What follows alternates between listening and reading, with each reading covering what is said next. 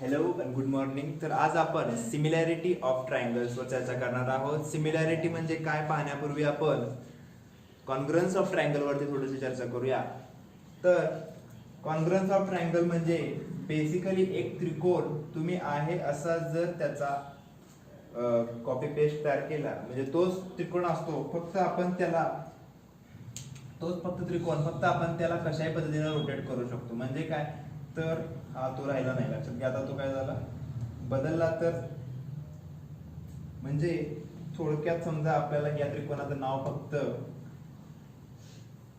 बदलूया आपण. A B C जर असेल, समजा हा पी क्यू आर असेल, तर कॉन्ग्रुएन्स ऑफ ट्रायंगल मध्ये काय होत असतं, तर एक बाजू प्रत्येक एक त्याच्याशी असलेल्या करस्पॉन्डिंग बाजूशी कॉन्ग्रुएंट असतं. समजा अशा पद्धतीनं हे कॉन्ग्रुएंट असतं. आणि तसाच एक अँगल सुद्धा कॉन्ग्रुएंट असतो. समजा हे कॉन्ग्रुएंट, हे कॉन्ग्रुएन्स ऑफ ट्रायंगल मध्ये होत असतं. कॉन्ग्रुएन्स ऑफ ट्रायंगल मध्ये प्रत्येक बाजूला एक बाजू, प्रत्येक अँगलला एक अँगल करस्पॉन्डिंग मध्ये कॉन्ग्रुएंट असतं, इक्वल असतात. त्याच्यामुळे तो त्रिकोण आहे असा दिसत असतो, एक्झॅक्टली सेम असतो. त्याला उचलून ह्याच्यावरती ठेवला की बरोबर कोइन्साइड होणार. जास्तीत जास्त काय म्हणतो आपण की आपण त्यांना काय करू शकत असतो, रोटेट करू शकत असतो. डायरेक्ट आपण फक्त त्यांना रोटेट करू शकतो, पण त्याच्यामुळे काय होत नाही, त्याच्यामुळे ते अँगल मात्र तेच राहतात. लक्षात घ्या, ए ला जो होता तोच राहणार आहे, फक्त दिसायला त्याची जागा बदलली. त्या अँगलची फक्त काय होते, जास्तीत जास्त जागा बदलली जाते. ऍक्च्युली तो त्रिकोण मात्र तोच असतो. हे असतं कॉन्ग्रुएन्स ऑफ ट्रायंगल मध्ये. आणि हे चेक करण्यासाठी आपण काय करतो, टेस्ट ऑफ कॉन्ग्रुएन्स वापरत असतो. चेक काय करायचं, तर हे दोन त्रिकोण कॉन्ग्रुएंट आहेत की नाही चेक करण्यासाठी आपल्याला ह्याच्यातले 6 एलिमेंट ह्याच्यातल्या 6 एलिमेंट बरोबर चेक करायला खूप वेळ जातो. म्हणून काय केलेलं आहे, तर 3 एलिमेंट तुम्ही चेक केले तरी तुमच्या लक्षात येत असते. तर त्यासाठी आपण त्याला कसोटी असं म्हणतो. तर समजा तुम्ही 3 बाजू चेक केल्या, फक्त अँगल कुठला चेक केला नाही, तर आपल्याला समजलं की अरे हा, ह्या तिन्ही बाजूशी कॉन्ग्रुएंट आहेत. तर आपण म्हणू शकतो ते दोन त्रिकोण काय आहेत, कॉन्ग्रुएंट आहेत. आपल्याला अँगल चेक करायची गरज नसते, अँगल ऑटोमॅटिक कॉन्ग्रुएंट होतातच. येते लक्षात. तर याला म्हणायचं ट्रिपल एस टेस्ट. कशाची ही, कॉन्ग्रुएन्सची टेस्ट आहे. त्याच्यानंतर याच्यामध्ये कुठली टेस्ट आहे, एसएएस टेस्ट आहे. तर ह्या टेस्टला आपण कसं समजलं होतं, एसएएस टेस्ट म्हणजे समजा दोन त्रिकोण आपल्याकडे आहेत, ही बाजू, अजून एक त्रिकोण काढतो मी, ही बाजू याच्या बरोबर कॉन्ग्रुएंट आहे, ही बाजू याच्या बरोबर कॉन्ग्रुएंट आहे. तर एक अँगल अजून एक कॉन्ग्रुएंट आहे, मात्र तो काळजीपूर्वक बघतो आपण की तो मधला आहे, इन्क्लुडेड आहे. त्यामुळं मधील अँगल जो असणार आहे तो काय असणार आहे, याच्या कॉन्ग्रुएंट असणार आहे. जर असा सिनारिओ असेल तर हे दोन त्रिकोण सुद्धा काय असतात, कॉन्ग्रुएंट असतात, इक्वल असतात असं आपण म्हणू शकतो. आणि मग त्याचा अर्थ आपण काय करतो की हे 3 सोडून राहिलेले पण सगळे एलिमेंट आपल्याला करस्पॉन्डिंग एलिमेंट्स काय मिळत असतात, कॉन्ग्रुएंट मिळत असतात. तर ह्याचा आपण वापर करतो, त्याला आपण म्हणतो corresponding sides of congruent triangle, corresponding angles of congruent triangle वगैरे वगैरे आपण म्हणत असतो. त्याच्यानंतर टेस्ट येते कुठली, तर एस ए ए किंवा त्याला आपण ए ए एस असं सुद्धा म्हणतो, ही टेस्ट येते. त्याच्यानंतर कुठली टेस्ट येते, हायपोटेनियस साइड टेस्ट. जी टेस्ट फक्त राईट अँगल ट्रायंगल साठी असते. तर या सगळ्या टेस्ट आपल्याला कॉन्ग्रुएन्स ऑफ ट्रायंगल साठी आहेत. आणखी कुठली राहिली आहे का, नाही. तर ह्या सगळ्या टेस्ट कुणासाठी आहेत, ना एक राहिली कुठली, एएसए टेस्ट. हे कॉन्ग्रुएंटच्या चाललेत, लक्षात घ्या. सिमिलॅरिटीच्या अजून टेस्ट आपण पाहिलेल्या नाही. ह्या कशाच्या आहेत, कॉन्ग्रुएंट्स ऑफ ट्रायंगलच्या टेस्ट आहेत. सिमिलॅरिटीच्या टेस्ट वेगळ्या आहेत. तर एएसए टेस्ट सुद्धा आहे, ज्याच्यामध्ये आपल्याला दोन त्रिकोण कॉन्ग्रुएंट प्रूव्ह करू शकतो. कॉन्ग्रुएंट म्हणजे काय समजलं असेल तर आता आपण सिमिलॅरिटी मध्ये जाऊया. दोन्ही वेगवेगळ्या गोष्टी आहेत, लक्षात घ्या. आता सिमिलॅरिटी मध्ये काय होतंय, ह्याच्यापेक्षा काय वेगळं घडतंय हे मी तुम्हाला सांगतो. पुन्हा एकदा आपल्याकडे एक त्रिकोण आलेला आहे, समजा पुन्हा एकदा आपल्याकडे एक त्रिकोण आहे. आता ह्या त्रिकोणाला आपण मगाशी म्हटलं तसं आहे असा घेतला तर तो काय असतो, कॉन्ग्रुएंट असतो. आहे असा घेतला तर तो काय असतो, कॉन्ग्रुएंट असतो. मात्र त्याला जर तुम्ही प्रपोर्शन मध्ये मोठा केला, काय म्हणतोय लक्षात घ्या, प्रपोर्शन मध्ये मोठा केला म्हणजे ह्याचा आणि ह्याचा प्रपोर्शन मध्ये समजा दुप्पट केला, तिप्पट केला किंवा निम्मा केला, तर आपण त्याला सिमिलर म्हणत असतो. जसं की आपण आपला एखादा फोटो आपण काय करतो, झूम इन झूम आउट करतो, राईट. आपण क्रॉप करण्यासाठी आपण त्याला झूम इन झूम आउट करतो. तर त्यावेळी तो फोटो काय होत असतो, त्याच प्रपोर्शन मध्ये मोठा होत असतो. आपले डोळे, आपले नाक, आपला जो चेहरा आहे तो आपल्या राहिलेल्या बॉडी बरोबरच मोठा कमी जास्त होत असतो. जर कमी झाला तर सगळंच कमी होणार आहे, झाला तर सगळंच वाढणार आहे. तर हे म्हणायचं प्रोपोर्शन मध्ये कमी जास्त होणं. म्हणजे थोडक्यात तुम्ही झूम आउट केलेला किंवा झूम इन केलेला, हा झूम आउट आहे, हा झूम इन केलेला जो आहे तो जे दोन त्रिकोण असणार आहेत ते दोन त्रिकोण एकाच प्रपोर्शन मध्ये असणार आहेत. म्हणजे काय, समजा ही बाजू पहिल्यांदा 2 होती आणि ही आता 4 झाली, तर तसंच होणार ह्या बाजू बरोबर. ही जर 3 असेल तर ही पण काय झाली पाहिजे, आता 6 झाली पाहिजे. समजा ही 5 असेल तर ही काय झाली पाहिजे, 10 झाली पाहिजे. याला म्हणायचं समान प्रमाणात वाढणे. दुप्पट झालं ना सगळं, दुप्पट झालं सगळं, परत इकडून इकडे आणलं तर निम्म झालं सगळं. असं जर असेल तर हे दोन त्रिकोण काय असतात म्हणायचं, सिमिलर असतात. सिमिलर असतात. सिमिलॅरिटी म्हणजे फक्त एवढंच की त्याच्या बाजू प्रोपोर्शन मध्ये कमी जास्त होत असतात, बाकी काय होत नसतं. प्रोपोर्शन मध्ये कमी जास्त होणं म्हणजे पटीत जे कमी जास्त होते ते पट सेम पाहिजे. दुप्पट झाली एक बाजू तर दुसरी पण दुप्पट, तिसरी पण दुप्पटच झाली पाहिजे. सगळ्याच बाजू समानात वाढल्या पाहिजेत, कमी झाल्या पाहिजेत. याला आपण बेसिकली सिमिलॅरिटी म्हणतो. याच्यामध्ये फरक फक्त कुणाला पडत असतो तर साईडला पडत असतो. लक्षात घ्या, महत्वाचा भाग आहे. अँगलला काही फरक पडत नसतो, अँगलला काही फरक पडत नाही. तुम्ही अँगल कितीही मोठा करा, त्रिकोण हा त्रिकोण कितीही मोठा करा है ना, त्रिकोण तुम्ही किती पण मोठा करा छोटा करा तर ते अँगल मात्र त्या प्रमाणामध्ये राहणार. लक्षात घ्या, अँगल जो असतोय तो काय होतोय त्याच प्रमाणामध्ये आपल्याला बघायला मिळणार आहे. अँगल आपल्याला प्रमाण म्हणण्यापेक्षा एक्झॅक्टली सेम व्हॅल्यू सेम असते. लक्षात घ्या ना, आम्ही एक्झाम्पल दिलो आपण की नाकाचा जो आपला अँगल आहे इथला आहे की नाही, हा अँगल जो आहे तो किती पण तुम्ही झूम इन झूम आउट करा, नाक मोठं होईल एवढं होईल पण अँगल मात्र तेवढाच राहत असतो. अँगल कधी बदलत नसतो. जर अँगल बदलले असते तर आपण दिसायला पण वेगळं दिसलो असतो. झूम केल्यानंतर आपला चेहरा सेम का दिसतो, कारण आपल्या त्यातले अँगल जे असतात चेहऱ्यावरचे सगळे अँगल, सगळ्या ज्या खुणा आहेत त्या सगळ्या त्याच प्रमाणामध्ये वाढत असतात. कमी जास्त प्रमाण कुठलं होत नसते. त्यामुळं आपण लक्षात काय ठेवायचं आहे, कॉन्ग्रन्स ऑफ ट्रायंगल असो किंवा सिमिलॅरिटी ऑफ ट्रायंगल असो, अँगल हे कॉन्ग्रंट असतात दोन्ही त्रिकोणाचे. प्रत्येकाला एक त्रिकोण प्रत्येकाला एक अँगल तिकडे मिळालेला असतो कॉन्ग्रंट. प्रत्येक अँगलला एक अँगल तिकडं कॉन्ग्रंट असतो. सिमिलॅरिटी असू नाही तर कॉन्ग्रन्स असतो. मात्र बाजूंचं मात्र काय होत असतं ते आपण पाहणार आहे मॅथमॅटिकल स्वरूपामध्ये. आता आपण पाहिलं की ते काय होतं, प्रमाणात कमी जास्त होते. म्हणजे नेमकं काय होते, तर ते आपल्याला इथं पाहायला मिळत आहे. बघा, जर दोन त्रिकोण इथं दिलेले आहेत, बघा हे दोन त्रिकोण दिलेले आहेत एबीसी आणि डीईएफ. याच्यामध्ये आपण म्हणलं जसं की अँगल कॉन्ग्रंट असतात. ए ला समजा डी आहे, बी ला समजा ई आहे, सी ला समजा एफ आहे. प्रत्येकाला एक असतो पलीकडचा आणि तो एकदा काय एकाला मिळाला की परत दुसऱ्याला नाही द्यायचा, प्रत्येकाला एकच असतो. ए ला कोण दिलाय डी, ओके. बी ला कोण दिलाय ई, सी ला कोण दिलाय एफ. तर हे प्रत्येकाचे अँगल कॉन्ग्रंट आहे. आणखीन काय असतं सिमिलॅरिटी मध्ये, बाजू प्रमाणात असतात. बाजू कशा असतात, प्रमाणात. तर प्रमाणात लिहायच्या कशा, हा ह्यातला सगळ्यात महत्वाचा भाग आहे. इथून पुढे परत एकदा तो रेशिओ आहे आणि ह्या चॅप्टर मध्ये आपण सगळे रेशिओज पाहतो. इथं सुद्धा आपल्याला एक रेशिओ आलेला आहे. प्रमाणात लिहिताना आपण जो काही करस्पॉन्डन्स आहे त्याचा वापर करायचा असतो व्यवस्थित. जो आपल्याला करस्पॉन्डन्स आलेला आहे त्याचाच वापर करून आपण लिहायचं असतं. आपण डायग्राम मध्ये जर बघून लिहायला गेलो तर ते कन्फ्युजन तयार होऊ शकतं. कधी कधी ते म्हणल्याप्रमाणे रोटेटेड ट्रायंगल्स असतात, एकमेकात बसलेले त्रिकोण असतात, त्याच्यामुळं तो आपल्याला वाचायला प्रॉब्लेम होऊ शकत असतो. म्हणून हे जे येतं, जे करस्पॉन्डन्स आपल्याला मिळतो तो सुद्धा आपण व्यवस्थित आणायचा आहे आणि त्याच्यानंतर सुद्धा आपण पुढची सुद्धा स्टेप जी असते ती व्यवस्थित लिहायची आहे. कशी लिहायची असते ह्याच्यावरनं आपण शिकलेलं. कशी लिहायची असते तर आपण पहिल्यांदा जर ए बी घेतलं तर तिकडची बाजू कुठली घेणार आहे, त्याच्याच बरोबरची डीई. बघा लक्षात घ्या, इज इक्वल टू काय घेणार आहे, बीसी घेतलं तर त्याच बरोबरची कुठली घेणार आहे, ईएफ घेणार आहे. तसंच एसी जर घेतलं तर काय घेणार आहे, त्याच्या पलीकडची डीएफ. तर ह्या करस्पॉन्डिंग बाजू आपल्याला घ्यायच्या. प्रमाण सेम आहे, हे प्रमाण आहे, हे प्रमाण आहे, हे प्रमाण आहे. हे समजा दुप्पट आहे, हे पण दुप्पट, हे पण दुप्पट, हे पण दुप्पट.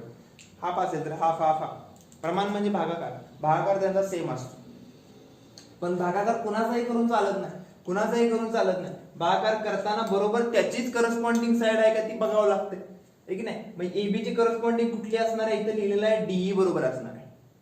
हे आपण ड्रॉ केलेलं असते. लक्षात घ्या, हा जो करस्पॉन्डन्स आहे हा आपण फाइंड आउट केलेला असतो. हा आपण फाइंड आउट करणार आहे की नेमकं कुठली बाजू कुणाबरोबर आहे ह्याच्यावरून आपण हे लिहितो आणि हे लिहिल्यानंतर मग आपल्याला आणखीन ज्या गोष्टी माहिती नव्हत्या त्या पण कळत असतात. त्याच्यामुळं करस्पॉन्डन्स लिहिणं, करस्पॉन्डिंग अँगल्स, करस्पॉन्डिंग साइड्सच्या प्रपोर्शनात कशा आहेत त्या लिहिणं हा ह्यातला सगळ्यात महत्त्वाचा भाग राहणार आहे. युझिंग द टेस्ट आपल्याला जे दिलेले आहेत त्या टेस्ट आपल्याला व्यवस्थित कळायला पाहिजे. तर त्यातली पहिली टेस्ट आहे आपली ट्रिपल ए टेस्ट किंवा याला आपण काय म्हणतो डबल ए टेस्ट किंवा ए टेस्ट सुद्धा आपण म्हणतो. लक्षात घ्या, ए टेस्ट किंवा ट्रिपल ए टेस्ट ही आपण म्हणतो. टेस्ट काय असते आपण म्हणालो की टेस्ट काय असते तर टेस्ट इज द थिंग की आपण दोन त्रिकोण सिमिलर आहेत की नाही चेक करण्यासाठी आपल्याला सगळे एलिमेंट्स चेक करायची गरज नसते. सगळे म्हणजे कुठले हे की बाबा ए पण डी बरोबर आहे का बघा, बी पण ई बरोबर आहे का बघा, सी आणि एफ बरोबर आहे का बघा, मग परत हे सगळे रेशिओ चेक करा काढून. एवढं सगळं केल्यानंतर मग तुम्ही म्हणणार का सिमिलर आहे की नाही. तर त्याला एक शॉर्टकट आहे. काय शॉर्टकट आहे की तुम्ही फक्त इथं सांगितलेले एलिमेंट चेक करा, टेस्ट मध्ये सांगितलेले तेवढे चेक केले तुम्ही की तुमच्या लक्षात येते की ते इक्वल असतील तर ते सिमिलर असतील. आणि कॉन्ग्रंट ऑफ ट्रायंगल मध्ये ते होत होतं. कॉन्ग्रंट ऑफ ट्रायंगल मध्ये तेवढेच एलिमेंट असतील तर कॉन्ग्रंट होत होता आणि आता एवढेच एलिमेंट असतील तर काय असणार आहे सिमिलर असणार आहे. एवढाच फरक असतो. फक्त इथं बाजू ज्या असतील त्या प्रमाणात चेक करायच्या, इक्वल नाही चेक करायच्या. ट्रिपल एस टेस्ट इथं पण आहे आणि कॉन्ग्रंट मध्ये पण आहे. कॉन्ग्रंट मध्ये कशी चेक करायची, बाजूला इक्वल आहे का बघायची. म्हणजे कसं करतो आपण तिथं तर पीक्यू ला एक्स वाय इक्वल आहे का बघायची, क्यूआर ला वाय झेड किंवा कोणतरी एक जण, प्रत्येकाला कोणतरी एक जण आहे का इक्वल बघायचो. इक्वल असेल तर ते कॉन्ग्रंट आणि प्रमाणात असतील तर सिमिलर. असा फरक आहे. प्रमाणात असतील तर ते काय होणार सिमिलर होणार आणि इक्वल असतील तर ते काय होणार कॉन्ग्रंट होणार. हा एवढा छोटासा इथं फरक आहे, बाकी काय नाही आहे. तर पहिली टेस्ट आपण पाहतोय ट्रिपल ए टेस्ट किंवा त्याला आपण ए टेस्ट पण म्हणतो. असं का म्हणतोय आपण, दोन का नाव आहेत त्याची तर बेसिकली जर दोन अँगल इक्वल असतील तर ऑटोमॅटिक तिसरा अँगल इक्वल असतो. त्रिकोणाचे जर दोन अँगल दुसऱ्या एखाद्या त्रिकोणाच्या दोन अँगल्स इक्वल असतात तर राहिलेला अँगल पण इक्वल असतो. बघा जरा विचार करून हे ना, समजा 30 60 90 त्रिकोण आहे की नाही, तर पहिला 30 दुसरा 30 बरोबर आहे, 60 60 बरोबर आहे. दोन्ही त्रिकोणामध्ये राहणार किती अँगल 90 90 राहणार. ऑटोमॅटिक तिसरा अँगल काय असतो इक्वलच असतो, त्याला सेपरेट सांगायची गरज नसते की नाही. दोन अँगल लक्षात घ्या, हा सगळ्यात महत्वाची कसोटी आहे पूर्ण सिमिलरिटी मधली. दोन अँगल दोन त्रिकोणामध्ये इक्वल असले, दोन त्रिकोणामध्ये दोन अँगल इक्वल असले की आपल्याला ते दोन त्रिकोण काय सांगतायत सिमिलर सांगता येतात. काय सांगता येतात सिमिलर सांगता येतात. दोन अँगल इक्वल असले, किती कमी कंडिशन आहे बघा. आउट ऑफ 6 एलिमेंट्स आहे, 3 बाजू 3 कोण, एवढं सगळं चेक करायची गरजच नसते. सिमिलरिटी मध्ये फक्त आपल्याला काय चेक करायचं आहे दोन करस्पॉन्डिंग अँगल. ह्या त्रिकोणातला त्या त्रिकोणामध्ये एक अँगल बघायचा, परत एकदा ह्या त्रिकोणातला त्या त्रिकोणामध्ये कोण आहे का बघायचा. दोन अँगल कॉन्ग्रंट समान मापाचे 30-30 मापाच्या याच्यात ओके, हे दोन्ही त्रिकोण काय सिमिलर आहेत आपण म्हणू शकतो दुसऱ्या क्षणाला. इतकं असं सोपं असा हा टेस्ट आहे. तर for a given correspondence of vertices when corresponding angles of two triangle are congruent, corresponding angle लक्षात घ्या. ए ला कुठला दिलाय इथं पी बरोबर आहे, दिलेला आहे लक्षात घ्या. इथं ए ला कुठला दिलाय पी, बी ला कुठला दिलाय क्यू आणि सी ला कुठला दिलाय आर. आता सी ला आर द्यायची गरज होती का नव्हती, तो होणारच होता का कारण ए आणि पी इक्वल आहे. ठीक आहे, बी आणि क्यू इक्वल आहे, हा होतोच, तो द्यायची गरज नसतो. म्हणून दोन बघितल्याच आपण काय म्हणलो असतो की अरे ओके हे दोन त्रिकोण काय सिमिलर आहेत, दोन त्रिकोण काय सिमिलर आहेत, ते दोन अँगल बघितल्याच म्हणलो असतो. पण इथं महत्वाचा भाग येतोय आता की करस्पॉन्डन्स, की कुणीही कुणाबरोबर पण इक्वल असते का, जो अँगल कुणाबरोबर आहे त्याच्याबरोबरच इक्वल लिहिला पाहिजे. कारण 3 अँगल आहेत ना, प्रत्येकाचा जो जोडीदार आहे पुढचा तोच आपण लिहितोय का ह्याची खात्री आपण कशी करत असतो तर जी आपल्याकडे इन्फॉर्मेशन अवेलेबल आहे त्याच्यावर. समजा तुम्हाला एवढीच इन्फॉर्मेशन दिली, एवढीच इन्फॉर्मेशन आहे, तुमच्याकडे ही इन्फॉर्मेशन नसणार आहे इथून पुढे. कारण म्हणल्याप्रमाणे ए जो टेस्ट आहे त्याच्यामध्ये आपल्या दोनच पेअर बास असते, तिसरी पेअरची गरज नसते राईट. तर ही पेअर दिली आहे, आता याच्यावरून आपलं काम असणार आहे की हे लिहिता येणं, काय लिहिता येणं व्यवस्थित त्रिकोणाचे करस्पॉन्डन्स लिहिता येणं गरजेचं. तर तो कसा सिम्पली साधा आपल्याला ए ला पी लिहायचा, पहिला त्रिकोण आपण कॉन्ग्रंट मध्ये लिहितो तो तसं सेम आहे काय. तर पहिला त्रिकोण आहे ए बी सी, समजा आपण कसाही लिहू शकतो पहिला त्रिकोण. दुसरा त्रिकोण लिहिताना फक्त काळजीपूर्वक लिहावा लागत असतो का, कारण ए ला कोण आहे पी आहे. तर ए पहिल्यांदा आहे म्हणल्यानंतर पी पण काय येणार, पहिल्यांदा येणार. त्यानंतर बी बरोबर क्यू आहे, बी आपला कुठला आहे, दुसऱ्यांदा आहे म्हणलं इथं काय येणार क्यू. आणि फायनली सी ला कोण राहणार मग आर. समजा असा लिहिला असता ट्रायंगल ए सी बी, तर हा सिमिलर आपल्याला लिहायचा. तर पुन्हा बघणार आपण ए ला कोण होता पी, मग ए इथं पहिल्यांदा आहे ओके, पी पण पहिल्यांदा. त्यानंतर बी ला कोण होता क्यू, बी इथं तिसऱ्यांदा आहे, मग आता क्यू काय येणार तिसऱ्या जागी येणार. आणि मग इथं कोण येणार राहिलेला घेतला आर. आलं लक्षात. अशा पद्धतीने तो करस्पॉन्डन्स बदलतो. आणि तो करस्पॉन्डन्स बदलल्यामुळं आपल्या त्या करस्पॉन्डिंग बाजू ज्या प्रमाणात आहेत की नाही प्रमाणात, कारण ते सिमिलर आहेत ना ट्रायंगल आता, तर ते चांगलं सिमिलर झालेत म्हणल्यानंतर त्याचं प्रमाण जे आपल्याला सांगायचं आहे ते सुद्धा आपल्याला करेक्ट सांगता येतं. कसं, युजिंग धिस अगेन. आता जे आपण लिहिलं याचा वापर करून आपण काय करणार आहे, तर प्रमाण सांगणार कुणाचं, बाजूंचं. बाजू कुठल्या कुठल्या बाजूचं प्रमाण सेम आहे, कुणाचं गुणोत्तर सेम आहे, हे महत्वाचं असतं. कुणाचंही कुणाबरोबर नाही सांगायचंय, तर ते सांगण्यासाठी आपल्याला याचा वापर होत असतो. कसं सांगणार, तर इथं पहिले दोघं जण घेतले एसी आपण इकडचे दोघं जण घेतले कोण घेणार पी आर. परत हे शेवटचे दोन घेऊया सीबी. तसंच तिकडचे पण शेवटचे दोन कुठले घेणार R Q is equal to काय होणार इकडचं ए बी अपॉन पी. येते का लक्षात. तर हे प्रमाण आपल्याला मिळत असतं. हे माहिती नव्हतं आपल्याला, माहिती काय होतं, दोनच अँगलच्या जोड्या माहिती होतं आपल्याला. काय काय कळालं, पण तिसरं अँगल इक्वल आहे ते तर पहिला कळालंच.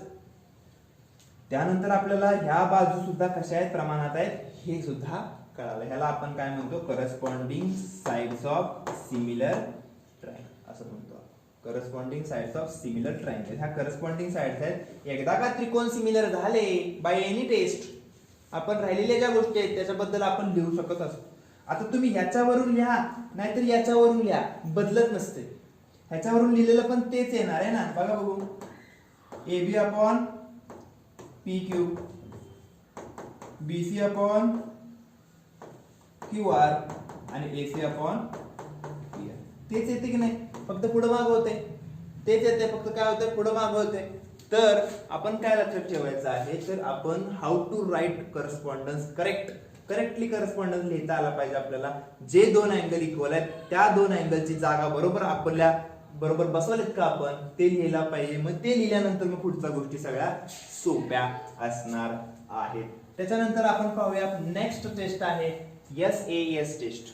आता SAS टेस्ट मध्ये मात्र आपल्याला 3 गोष्टी चेक करायच्या आहेत. हे ट्रिपल ए जरी टेस्ट नाव असलं तरी आपल्याला त्याला ऍक्च्युअली 2च टेस्ट करायचं. त्या टेस्टचं नाव ए टेस्टच आहे.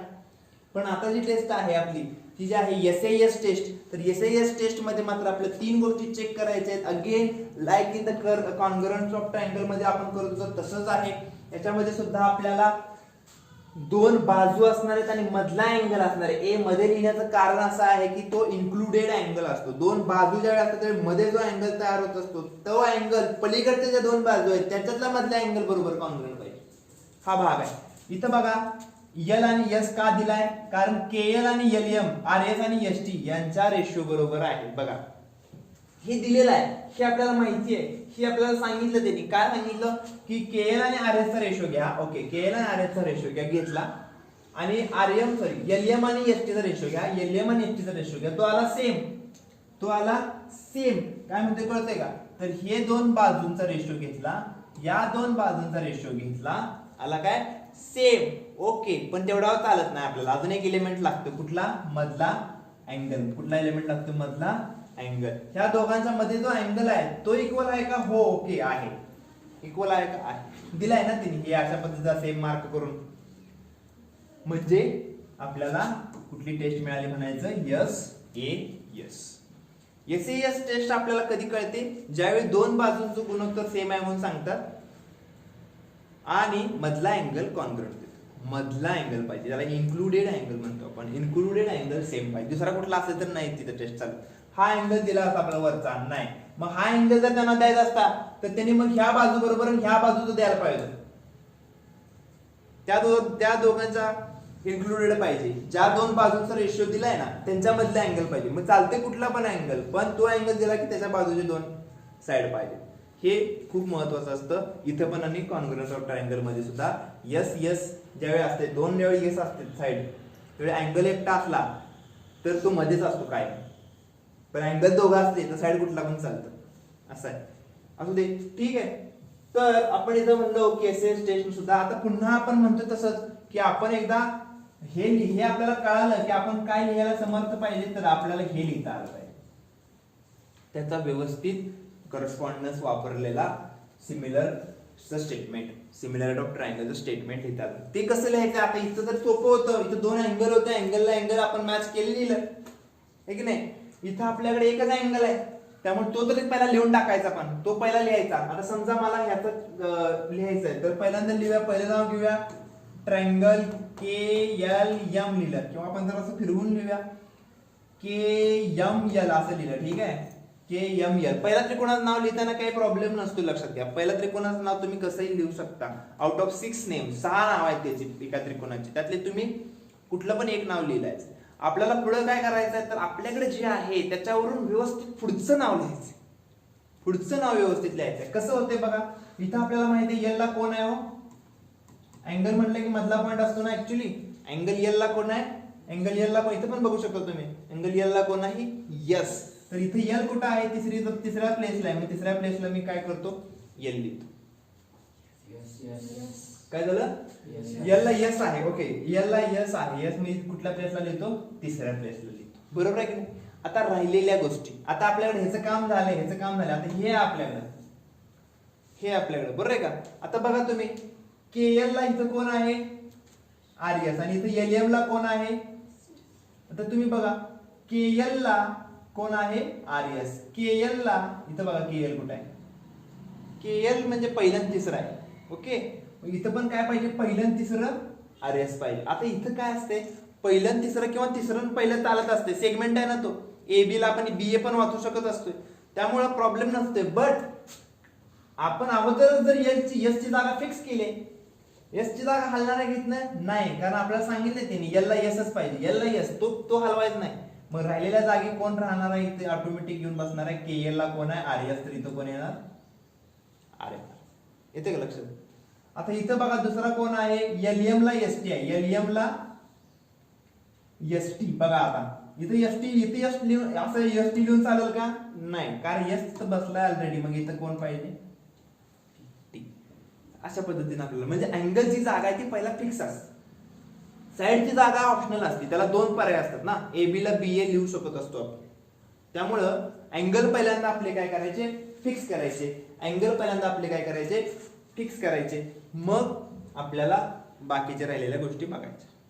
ह्याला म्हणायचं SAS टेस्ट. ही SAS टेस्ट आपली क्लिअर झालेली. आता याच्यावरून आपण मग राहिलेल्या ज्या गोष्टी आहेत त्या माहिती नसलेल्या, आपल्याला काय काय माहिती नव्हतं, आपल्याला फक्त एकच अँगल माहिती होतं, एल ला कोण आहे, यस. एकदा का तुम्ही हे लिहिलं की तुम्हाला एल ला यस तर माहितीच आहे, हो बाकीचे पण कळले ना. के ला कोण आहे, R, M ला कोण आहे, T. येते लक्षात, के ला कोण आहे, R, M ला कोण आहे, T. हे सुद्धा कळत असतं. ह्याला म्हणायचं corresponding angles of similar triangles. Equal असतात ते अँगल. आणि बाजू पण आपल्याला ह्याच्याबरोबर आणखी एक रेशो मिळणार आहे, ह्याच्यामध्ये ऍड करायला आणखी एक बाजूचा रेशो मिळणार आहे, तो म्हणजे KL अपॉन RS झाला, LM अपॉन ST झाला, कुठला राहिला, KM अपॉन कुठला राहिलेला आहे, RT. हा सुद्धा रेशो आपल्याला इक्वल मिळत असतो. तिसरा रेशो सुद्धा त्यांच्याबरोबर असणार आहे, जो रेशो पहिला यांची जी व्हॅल्यू आहे तीच व्हॅल्यू त्याची सुद्धा असणार. त्याच्यानंतर शेवटची टेस्ट आहे SSS टेस्ट. ही टेस्ट सुद्धा आपल्याला लक्षात आली पाहिजे. SSS टेस्ट मध्ये काय असतं, जर आपल्याला तिन्ही बाजूंचा आता गुणोत्तर दिला असेल, अँगल एकही दिलेला नसतो, पहिल्यांदा सगळे अँगल दिलते किंवा दोन अँगल दिलते, परत एक अँगल दिलता, आता एकही अँगल दिलेला नाही. आता अँगल जर दिलेला नसेल तर आपल्याला फक्त इथे एकच प्रॉब्लेम येऊ शकतो, तो म्हणजे हा व्यवस्थित करस्पॉन्डन्स लिहायला. तो प्रॉब्लेम आपण कसा टाळायचा, हा इथं भाग बघूया, महत्वाचा भाग आहे तो खूपच. ठीक आहे, तर कसा टाळायचा असतो, आपल्याला दिलाय हा रेशो, आपल्याला दिलाय की नाही, हा रेशो दिलाय, तर ह्या रेशो मध्ये काळजीपूर्वक बघायचं आहे. आणि पहिलं नाव लिहायचं त्रिकोणाचं, पहिलं नाव तुम्ही कसंही लिहा, बघा मी लिहितो ट्रायंगल, इथे लिहिलं त्याच्यापेक्षा वेगळं लिहितो, ठीक आहे, QRP असं लिहिलं. पहिल्या त्रिकोणाचं नाव QRP. दुसऱ्या त्रिकोणाचं नाव लिहायला आलं पाहिजे, आपल्याला लक्षात घ्या, दुसऱ्या त्रिकोणाचं नाव चुकायचं नाही लिहायला. कसं लिहिताना आपल्याला लिहायचं आहे, तर आपण ह्या जो दिलेला रेशो आहे त्यामध्ये काळजीपूर्वक बघायचं. पहिले दोन रेशो बघा, पहिले दोन रेशो मध्ये तुम्हाला वरती काय कॉमन आहे बघायचं, क्यू कॉमन आहे, कॉमन आहे वरती क्यू, आणि तसंच त्या दोन रेशो मध्ये खालती काय कॉमन आहे बघा, काय कॉमन आहे, वाय. याचा अर्थ काय असतो, क्यू ला कोण आला पाहिजे, वाय आला पाहिजे. क्यू पहिल्यांदा आहे, इथं पण वाय कुठं आला पाहिजे, इथे लक्षात. परत काय करणार, हे दोनचं काम झालं. आता ह्या दोघांचं काम बघूया. ह्या दोघांमध्ये बघा कोण कॉमन आहे, कोण कॉमन आहे बघा. तर वरती इथं आर आहे, इथं सुद्धा आर, आणि खालती बघा एक्स आहे, खालती पण एक्स आहे. म्हणजे इथं आर ला कोण आला पाहिजे, आर ला काय आलं पाहिजे, एक्स. आर इथं कुठे आहे, मध्ये आहे. मग एक्स पण कुठे येणार, एक्स पण कुठे येणार आहे, मध्ये येणार आहे. आता राहिलेला तुम्ही बघू शकता कुणाच्या पहिल्या आणि तिसऱ्यात, किंवा राहिलेला कोणता आहे ते आपल्याला माहित आहे, एक्स वाय म्हणले इथं कोण येणार आहे, झेड येणारच आहे. आणि तुम्ही इथं चेक केलं तरी पण कळणारच आहे. बघा पी ला पी आहे, राहिले इथं कोण, झेड ला पी ला कोण येते, झेड. तर हे अशा पद्धतीनं आपण लिहू शकत असतो. हा पण तोच आहे करस्पॉन्ड, लक्षात घ्या. इथं तुम्ही बघितलं कळतंय, पी क्यू आर लिहिले त्याच्यामुळे त्यांचं झेड वाय एक्स आले. पण त्यांच्यावर पण आहे ना, आपल्यामध्ये पण पी ला झेडच असलं पाहिजे, आर ला एक्सच असलं पाहिजे, क्यू ला वायच असलं पाहिजे. पी ला झेडच असलं पाहिजे, सॉरी पी ला झेडच असलं पाहिजे, क्यू ला वायच असलं पाहिजे, आर ला एक्सच असलं पाहिजे. ह्याला म्हणायचं करस्पॉन्ड. करस्पॉन्ड चुकायला नसतो. ह्यातली सगळ्यात महत्वाची गोष्ट ती आहे. करस्पॉन्ड लिहिताय ना, आणि त्याच्यावरून करस्पॉन्डिंग गोष्टी लिहिताय. करस्पॉन्डिंग गोष्टीसाठीच आपण एवढी सगळी धडपड असते आपली. आपल्याला काही गोष्टी माहिती असतात, काही गोष्टी माहिती नसतात. आपल्याला जे माहिती आहे त्याच्यापासून आपल्याला जे माहिती नाही त्याच्याकडे जाणं म्हणजे मॅथ्स आहे ना. आपल्याला हे माहिती आहे हेच कशाला आपण लिहू, ह्याच्यावरून हे लिहिलं की फायदा काय, फायदा हा आहे की ज्या गोष्टी माहिती नव्हत्या, कुठल्या कुठल्या अँगलला कुठला अँगल ते कळतं. ते कळायसाठी आपल्याला करेक्ट करस्पॉन्डन्स लिहिता आलं गरजेचं आहे. तो लिहिता यायला की आपल्याला हा भाग इतका सोपा राहणार आहे. Next, properties of similar triangles. ह्या सिंपल प्रॉपर्टीज आहेत, ह्या सारख्या असतात, बऱ्याच ठिकाणी असतात. कॉन्ग्रंट पासून आपण ह्या पाहत आलेला आहे. तर पहिली प्रॉपर्टी आहे रिफ्लेक्सिव्हिटी. ही विचारू शकतात कधी कधी रिकाम्या जागाला वगैरे, किंवा ट्रू ऑर फॉल्सला कुठेही ते मध्ये हे पुट करू शकतात. म्हणून हा महत्वाचा भाग आहे, लक्षात घ्या. खूप अवघड असं काही नाही, सिंपल आहे. तर काय नाही, रिफ्लेक्सिव्हिटी म्हणजे काय असते, स्वतःशी स्वतःचा तो एक त्रिकोण असतो, तो काय असतो, सिमिलर असतो. Triangle ABC is similar to itself, स्वतःशी सिमिलर असतो, आहे की नाही. तर एबीसी सिमिलर टू एबीसी लिहिलेलं आहे. ह्याचं नाव तुम्ही एबीसी आणि एबीसी लिहिण्यावे दुसरं कुठलं नाव लिहिलं तरी चालेल. इफ ट्रायंगल एबीसी, आता हा आहे सिमेट्री, सेकंड आहे सिमेट्री. सिमेट्री म्हणजे दोघं जण घ्यायचे. तर पहिला जो आहे तो दुसऱ्याची सिमिलर असेल, तो दुसरा जो आहे तो पहिल्याशी असतो. एवढंच लिहिलंय. म्हणजे ह्याच्यामध्ये काय महत्वाचं नाही, क्रम महत्वाचा नाही, हे कळालं. पहिला कोण लिहिता हे महत्वाचं नसते, ते दोघं सिमिलर आहेत हे महत्वाचं आहे. म्हणजे एबीसी सिमिलर टू डीईएफ लिहा, नाही तर डीईएफ सिमिलर टू एबीसी लिहा, काही फरक पडत नाही. हेच आपल्याला कुठली प्रॉपर्टी सांगतो, सिमेट्री. सिमेट्री सांगतो. आणि तिसरी प्रॉपर्टी आहे ट्रान्झिटिव्हिटी. ट्रान्झिटिव्हिटी मध्ये काय असते, तर तिघ जण असतात, तिघ जण असतात. जर तुम्ही आता व्यवस्थित नंबरिंग देऊन केलं तर तुम्ही लगेच लक्षात येते. बघा हा पहिला त्रिकोण आहे, ओके. पहिला त्रिकोण ह्या डीईएफ ह्या सेकंड त्रिकोणाशी सिमिलर आहे. आता परत तो सेकंड वाला डीईएफ हा एक तिसऱ्या त्रिकोणाशी काय सिमिलर आहे. तर फायनली आपण काय म्हणू शकतो, पहिला आणि तिसरा सुद्धा काय असणार आहे, सिमिलर असणार आहे. म्हणजे एबीसी कोणाबरोबर, जीएच बरोबर असणार आहे. येते का लक्षात. तिला मदत केली ना, कुणी मदत केली आहे, सेकंड वाल्यानी ह्या दोघांना पण सिमिलर दाखवायला मदत केली. ह्याला म्हणायचं ट्रान्झिटिव्हिटी. हे काय झालं, ट्रान्झिट झाले. ही आपली जी सिमिलरिटी आहे, कॉन्ग्रन्स आहे, या सगळ्या गोष्टी आहेत ट्रान्झिट होत असतात. हे प्रॉपर्टी आपल्याला वापरता येत असतात. अशा पद्धतीने पुढे कुठे थेरम मध्ये, एक्झाम्पल मध्ये जर आलं तर आपण याचा वापर करू शकत असतो. या प्रॉपर्टीची नावं लक्षात ठेवा. की असं जर विचारलं आणि या प्रॉपर्टीचं नाव काय आहे हे म्हटल्यानंतर आपल्याला लक्षात आलं पाहिजे. इथे विचारलं जाण्याची शक्यता कमी जरी असली तरी टाळता येत नाही. त्याच्यामुळं हा जो भाग आहे आपला, हा सिमिलॅरिटी ऑफ ट्रायंगलचा इथं भाग संपतोय. याच्यावर आधारित एक्झाम्पल्स कसे असणार आहेत, तर तसेच असणार आहेत की आपल्याला विचारू शकतात की दोन त्रिकोण सिमिलर आहेत की नाही सांगा, असतील तर करस्पॉन्डिंग अँगल सांगा, करस्पॉन्डिंग साइड सांगा. हे एकदम प्रायमरी लेवलचे एक्झाम्पल्स झाले. त्याच्यानंतर याचा वापर करून आपण थेरम मध्ये याचा वापर करणार आहे. पुढे थेरम मध्ये मोठमोठ्या प्रश्नामध्ये आपल्याला याचा वापर होणार आहे, छोटा छोटा भाग म्हणून, पण सारखा सारखा येणार आहे. लक्षात घ्या, सिमिलॅरिटी, कॉन्ग्रन्स हा विषय जॉमेट्री मध्ये एकदम कोअर मध्ये असतो. हा भाग इतक्या वेळा वापरला जातो, बऱ्याच वेळा तो आपल्याला ऑलरेडी येतोय असा समजून पुन्हा सांगितला जात नाही. म्हणून आत्ताच आपल्या ज्या काय कन्सेप्ट असतील तर तुम्ही क्लिअर करायच्या आहेत. त्या कॉन्ग्रुअन्स ऑफ ट्रायंगलच्या असो नाहीतर सिमिलॅरिटी ऑफ ट्रायंगलच्या असो, ह्या दोन्हीचा भाग आपल्याला इथून पुढे भरपूर लागणार आहे. ठीक आहे, तर आज आता इथं आपण थांबूया. नेक्स्ट जो आपला असणार आहे तो असणार आहे नेक्स्ट थेरम कुठला आहे, सिमिलॅरिटी इन राईट नाही कुठला आहे, ratio of areas of similar triangles वरचा जो थेरम असणार आहे तो आपण नेक्स्ट पाहणार आहे. ठीक आहे, थँक्यू.